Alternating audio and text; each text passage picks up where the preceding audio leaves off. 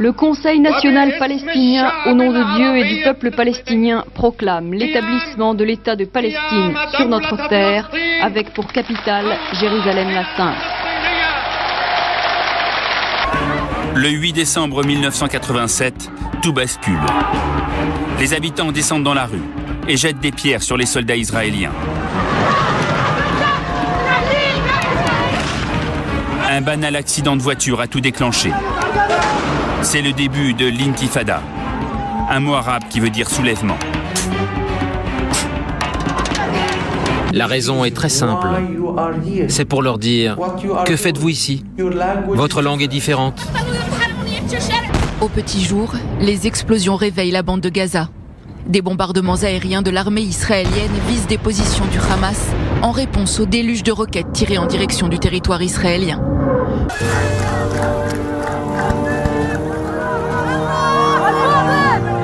غزة كلها بدها تقوم مع الضفة مع كل الدنيا غزة بدها تقوم كل ليته طفل ولد ومرأة كله بده يقوم فيش واحد في بيته بده يضل قاعد إن شاء الله حننزل في السلم نزال اللي بين أرضنا. Nous vivons actuellement des temps périlleux, mais aussi exceptionnels, car nous pouvons voir les prophéties s'accomplir sous nos yeux. Les événements actuels du Proche-Orient sont inquiétants et accablants. Cette région du globe n'est pas une poudrière dans le monde, c'est la poudrière du monde.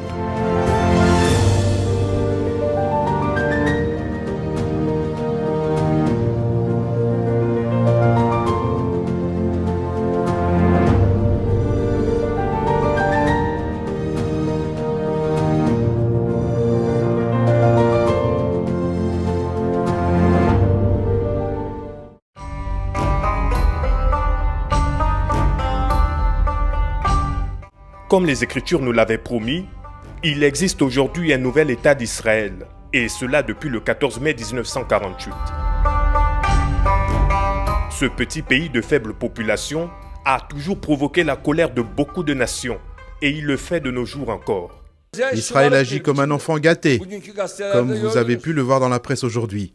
Les tanks d'un côté répandent la mort, et eux, de l'autre côté, dansent le bonheur. En piétinant le droit international, en écrasant les droits de l'homme, Israël continue de se rendre coupable de terrorisme d'État.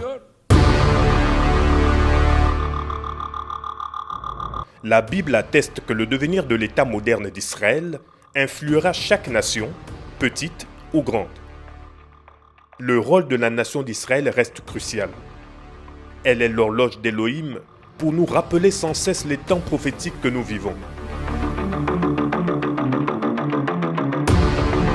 Le monde retient son souffle chaque fois qu'Israël et ses voisins sont en guerre, et ceci pour deux raisons précises.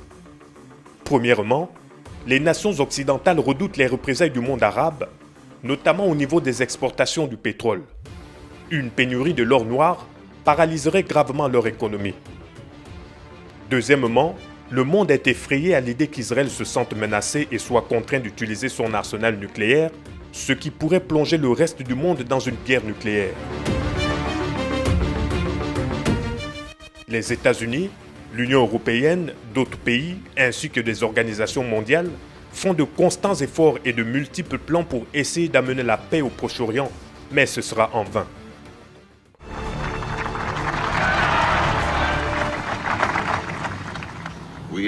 Nous sommes ici pour essayer de mettre fin aux hostilités. Le combat pour la paix est le plus difficile de notre vie. Toute proposition de résolution échoue car les causes spirituelles sont ignorées du fait du rejet de la Bible et de l'incrédulité des dirigeants. À la place des gangsters américains dans la région, parce que vous le savez, les Israéliens sont les gangsters, les chiens de garde des États-Unis dans notre région. Les Israéliens projettent de s'étendre de plus en plus.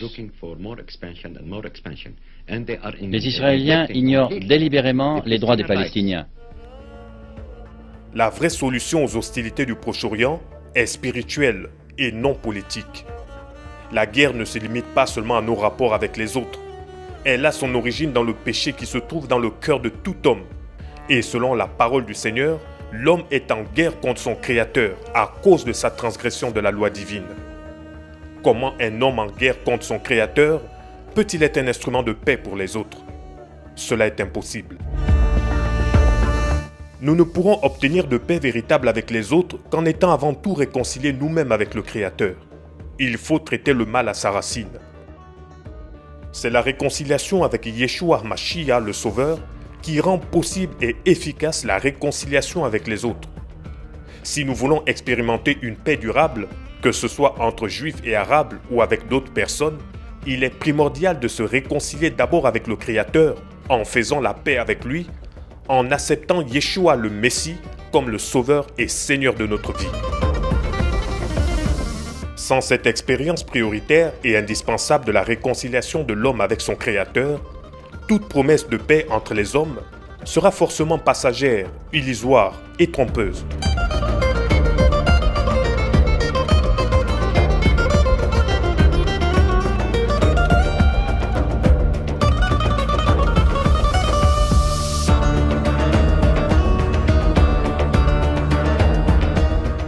C'est notre terre et il faut qu'on reste ici.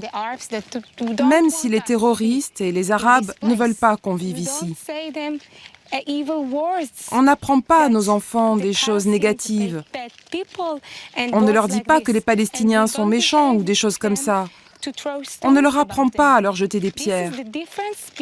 C'est ça la différence entre nous et les mères arabes. Les mères arabes apprennent tout le temps des choses terribles à leurs enfants. Ils leur apprennent à nous haïr, à nous traiter de moins que rien. Et on pourrait vivre en paix au milieu des Arabes. Mais si seulement ils le voulaient. C'est à eux de décider. Les Juifs déclarent à juste titre que le pays d'Israël leur appartient parce que la Bible l'atteste.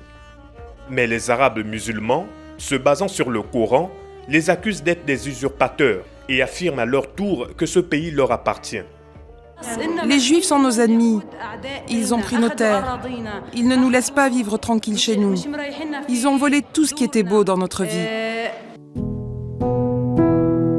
Du mouvement sioniste aux intifadas, en passant par la guerre des 6 jours et celle du Kippour, le conflit israélo-palestinien marque l'actualité depuis des décennies. Mais pourquoi le territoire de la Palestine historique est-il le théâtre d'autant de violences?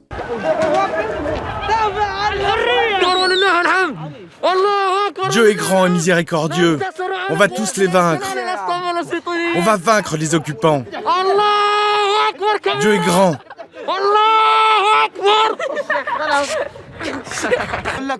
On n'a pas peur de la mort. On n'a pas peur de la mort. Depuis 1987, les territoires de la Judée-Samarie, appelés aujourd'hui Cisjordanie, et de la bande de Gaza sont le théâtre de l'intifada, la guerre des pierres, soulèvement populaire palestinien. Les tensions entre Israéliens et Palestiniens s'imbriquent dans un conflit qui tire son origine de la volonté de 2 peuples d'occuper un même territoire, aujourd'hui divisé entre l'État d'Israël et les territoires palestiniens. La Judée-Samarie, appelée aujourd'hui Cisjordanie, et la bande de Gaza.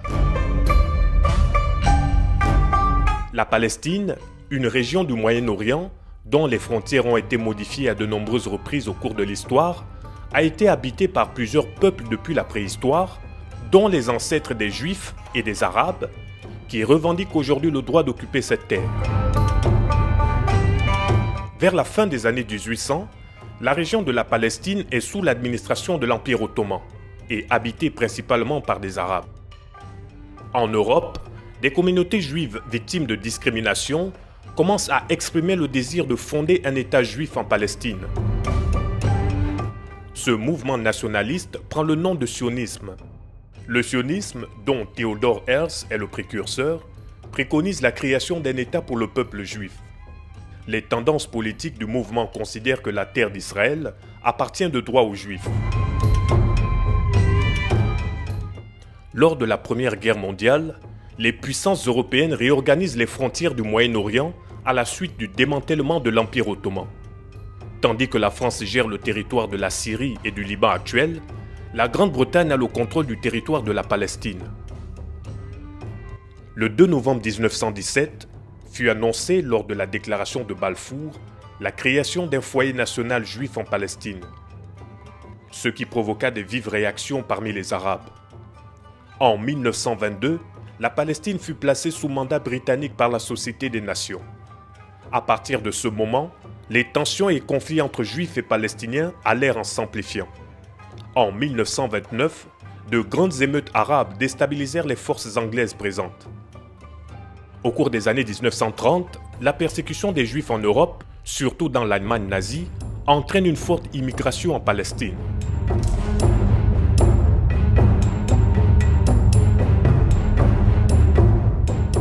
Les Britanniques proposent, en 1937, un premier plan de partage de la Palestine. Grosso modo, les Juifs occuperaient le nord et les Arabes le sud. La région de Yerushalayim, lieu sacré pour les deux peuples, resterait sous contrôle britannique. Après la Seconde Guerre mondiale, en 1947, les Nations Unies votent un plan de partage de la Palestine entre Juifs et Arabes. Les villes de Jérusalem et Bethléem, qui ont une signification religieuse pour les Juifs, les chrétiens et les musulmans, restent sous contrôle international. Les Juifs acceptent ce plan, tandis que l'ensemble des Arabes le rejettent. Israël déclare néanmoins son indépendance quelques mois plus tard, en 1948.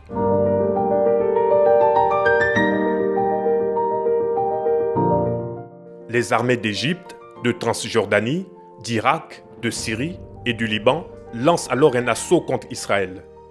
L'armée israélienne, baptisée Tzahal, repousse les forces arabes et gagne une partie du territoire palestinien.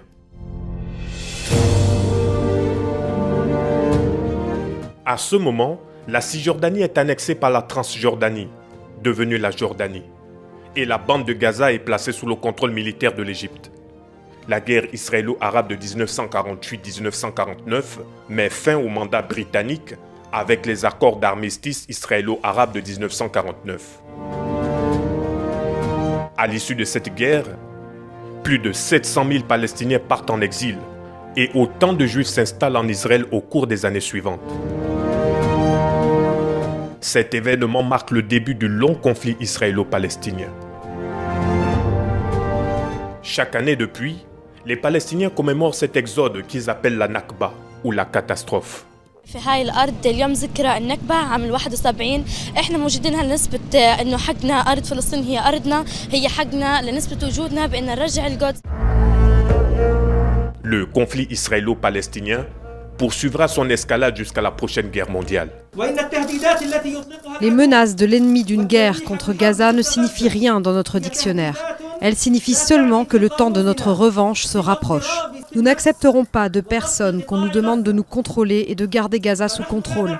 Personne ne nous donne des ordres. Nous ne protégeons que notre peuple et notre terre contre l'occupant. Aujourd'hui, le conflit israélo-palestinien porte sur plusieurs enjeux, dont la reconnaissance des deux peuples, leurs territoires respectifs, y compris le statut de la ville sainte de Yerushalayim et le statut de 4 millions de Palestiniens déplacés en raison des conflits. Depuis la reconnaissance de l'État juif, la région est une poudrière. Mais Israël, bien qu'encerclé par ses ennemis, triomphe toujours et parfois de manière spectaculaire dans ses combats.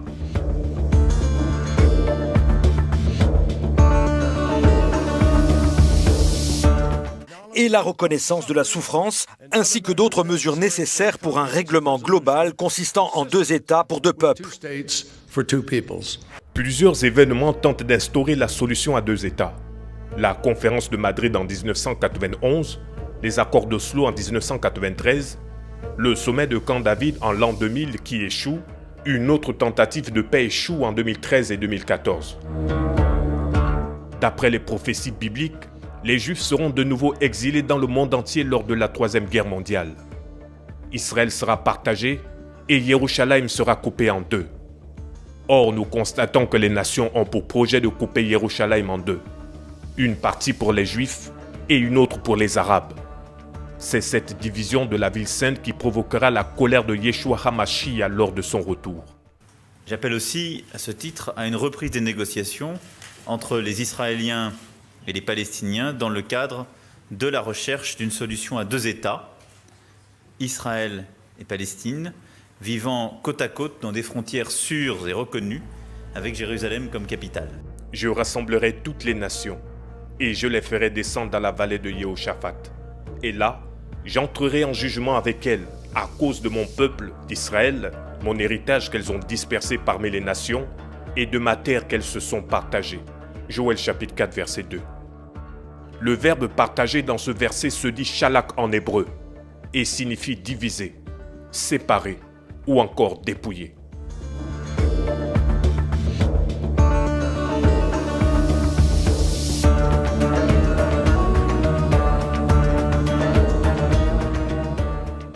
Les alliances inconditionnelles que Elohim a conclues avec Israël dans le passé sont fondamentales pour considérer l'importance de ce peuple dans le futur. Ces pactes entre Elohim et Israël nous permettent de mieux comprendre l'histoire du peuple juif. L'appel du Seigneur adressé à ce peuple date de l'époque d'Abraham. Yahweh dit à Abraham, « Va-t'en de ton pays, de ta patrie et de la maison de ton père, dans le pays que je te montrerai. Je ferai de toi une grande nation et je te bénirai. Je rendrai ton nom grand et tu seras une source de bénédiction. Je bénirai ceux qui te béniront et je maudirai ceux qui te maudiront. Et toutes les familles de la terre seront bénies en toi. » Genèse chapitre 12, versets 1 à 3. Ce texte biblique nous relate l'ordre donné par Elohim à Abraham, à savoir sortir d'Ur en Chaldée, ainsi que les promesses spécifiques qui lui ont été faites. En appelant Abraham, Elohim promet qu'il possédera pour toujours un pays, que ses descendants seront une nation particulièrement privilégiée et qu'ils deviendront le canal d'une bénédiction universelle. De plus, l'alliance offerte à Abraham est solennellement confirmée devant tout Israël rassemblé au Sinaï. Plus tard, la promesse fut également rappelée à Isaac, son fils, dans Genèse chapitre 26, versets 3 à 4, et à Jacob, dans Genèse chapitre 28, versets 13 à 15. Elle précise la lignée d'Abraham, celle qui recevra les promesses divines. Cette alliance est très claire. Le peuple juif a légitimement le droit de posséder la terre d'Israël et il a parfaitement le droit d'y revenir aujourd'hui.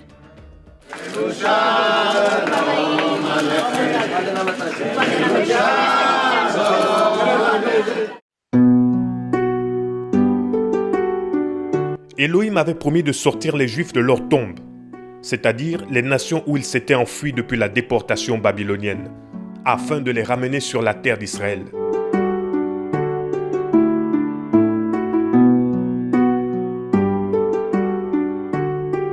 Cependant, l'objectif final va bien au-delà. Le but du Seigneur est de les réveiller spirituellement et de les délivrer de leur incrédulité. Ézéchiel chapitre 36, versets 22 à 28.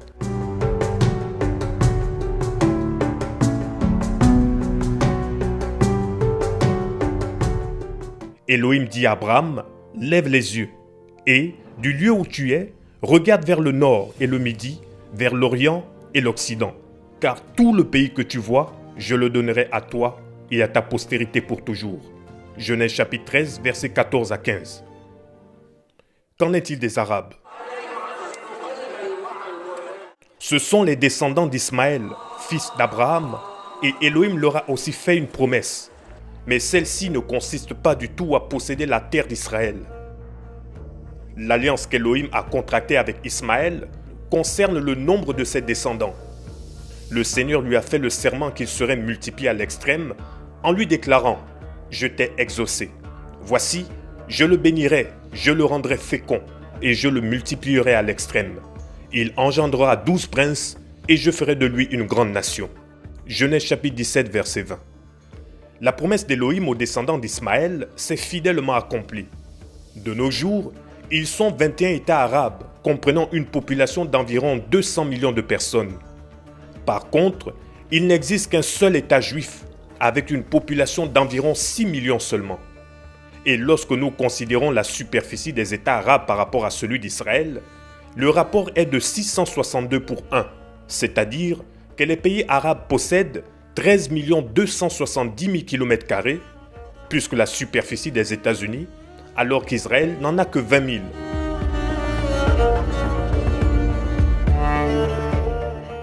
Dans Romains chapitre 11, l'apôtre Paul écrit que Malgré l'incrédulité d'Israël à l'égard du Messie, Elohim n'a pas rejeté son peuple qu'il a connu d'avance. Cela ne signifie pas pour autant qu'il puisse obtenir le pardon des péchés et une relation personnelle avec Elohim tout en faisant abstraction de la foi en Yeshua le Messie. Le peuple juif, comme tous les autres peuples, doit lui aussi se confier en Yeshua et accepter son sacrifice expiatoire pour son salut.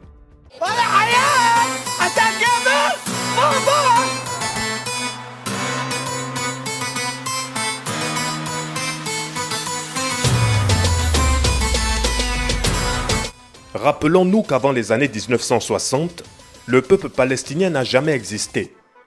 Des années 70 après Jésus-Christ à 1948, la région géographiquement connue aujourd'hui sous le nom de Palestine n'a jamais été un État indépendant. Les Arabes qui y résidaient n'avaient nullement conscience d'être une nation séparée.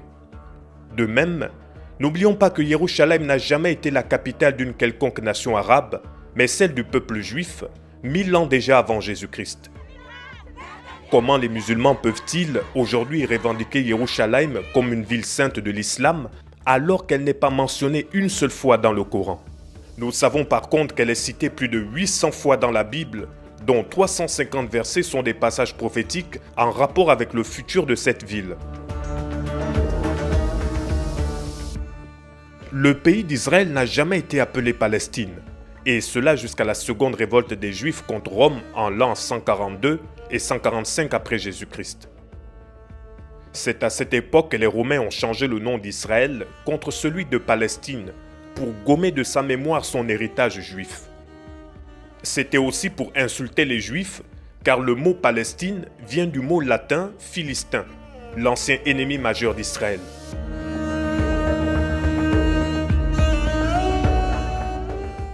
Lorsqu'Israël est redevenu une nation en 1948, les Juifs ont repris ce terme biblique pour désigner leur nouvelle nation. Et ce n'est qu'à partir de 1963 environ que le terme palestinien a commencé à être utilisé par les Arabes. La Palestine n'est pas un ancien pays. Cela relève du mythe, mais l'ancien pays d'Israël existe bel et bien. De plus, il est important de savoir que dans les livres scolaires palestiniens actuels, sur la carte géographique du Proche-Orient, ils se sont permis de supprimer carrément l'État d'Israël et de modifier la configuration de son territoire. Plusieurs villes israéliennes n'y figurent même plus.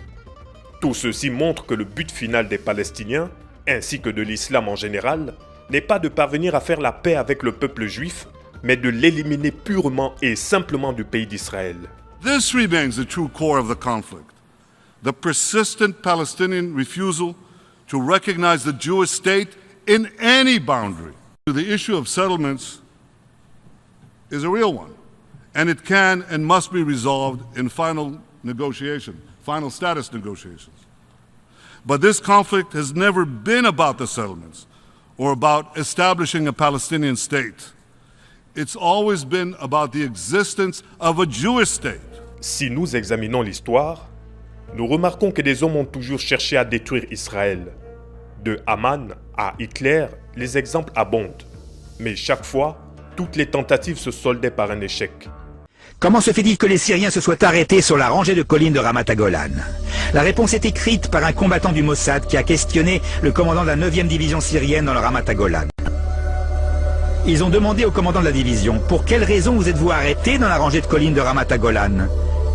Et le commandant répond « Je voudrais bien te voir à ma place. Comment peux-tu traverser la rangée de collines syriennes lorsque tu as en face de toi une rangée d'anges blancs qui se trouvent sur ces collines ?» Et il y a une main blanche qui est sortie du ciel et qui m'a fait signe de m'arrêter. Alors je me suis arrêté.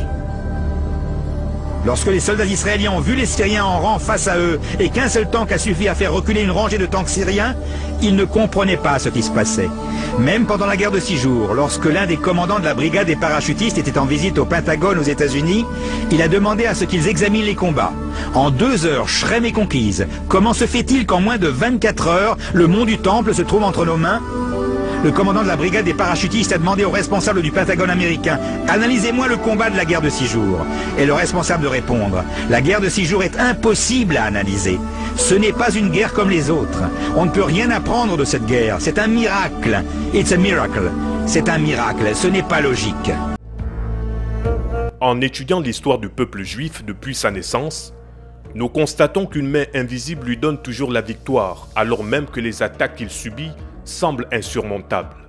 L'ère de votre célébration et de votre bonheur ne sera pas long. Une vague d'éveil à la vérité est en chemin. Comme Dieu m'est témoin, très bientôt, tous les pays verront vos plans pour ce qu'ils sont vraiment. Vous n'avez pas votre place dans la région. Vous avez apporté à cette région le vent et vous obtiendrez la tempête. Je vous informerai avec Dieu comme témoin qu'une tempête dévastatrice est en chemin, qui va déraciner la base du sionisme. Le psaume 83, du verset 3 à 9, dépeint parfaitement les projets malveillants des nations à l'égard d'Israël. Car voici tes ennemis s'agitent, et ceux qui te haïssent ont levé la tête. Ils font contre ton peuple d'astucieux complots, et se concertent contre ceux que tu protèges. Venez, disent-ils, faisons-les disparaître d'entre les nations, et qu'on ne leur parle plus du nom d'Israël. La disparition d'Israël, ce serait un drame qui irait bien au-delà d'Israël. Ça serait un recul effrayant de l'histoire. Et lorsque Ahmadinejad,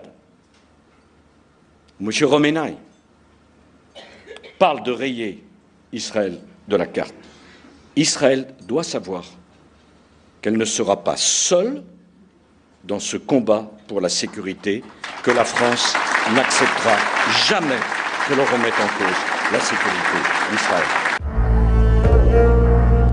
La persécution infâme et persistante des Juifs au travers des siècles est indéniable. Elle défie toute explication humaine. Mais cette persécution nous dévoile aussi autre chose, et non pas les moindres. La détermination de Satan à détruire le peuple juif. Dès les temps anciens, Elohim avait promis que le Messie, le sauveur d'Israël et du monde, viendrait par ce peuple. La bataille du Créateur avec Satan ne pouvait être gagnée que par le Messie. Lui seul pouvait délivrer l'humanité des griffes dominatrices et destructrices du diable. Par conséquent, si Satan avait pu détruire Israël, il n'y aurait jamais eu de Messie et il serait le vainqueur. Il y a donc eu en outre un élément diabolique dans la persécution des Juifs. Néanmoins, en dépit d'un programme de destruction d'une telle envergure, les Juifs ont été préservés, ont pu maintenir leur unité ethnique et même se multiplier dans le monde. Cela dépasse toute compréhension humaine. Le Créateur, dans sa sagesse infinie, en préservant son peuple du génocide et de la perte même de son identité, en a fait une nation indépendante, exactement comme il l'avait promis. Connaître tout ce que le Seigneur va faire dans les derniers temps devrait nous motiver à vivre des vies sanctifiées et consacrées, car un jour nous aurons tous, sans exception, à rendre des comptes à notre Sauveur et Maître. Quoi qu'il en soit, restons fermes dans la foi, sachant que notre Elohim est sur son trône et qu'il contrôle absolument tout.